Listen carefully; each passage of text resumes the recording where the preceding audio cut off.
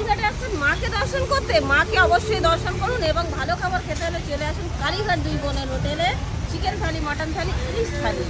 দিদি এই অসময়ে ইলিশ মাছের থালি একদম একদম। অসময় দাম কত করে যেত? 250 না 300? না না, মাত্র 150। মাত্র 150 তে ইলিশ থালি। হ্যাঁ, তো সব থালি কি মোটামুটি প্রায় রেডি? প্রায় রেডি। চলো দিদি তাহলে আমাদের দেখিয়ে দাও আজকে কি কি রান্না হয়েছে।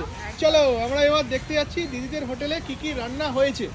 এক এক করে দিদি রেডি করে ফেলেছে। দিদি কি কি করলে দিদি একটু দেখিয়ে দাও আমাদের চট করে। তো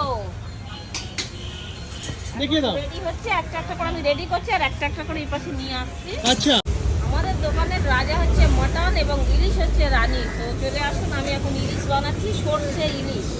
সরষে ইলিশ হচ্ছে দিদি? হ্যাঁ, বাহ, দেখি দেখি দেখি দিদি।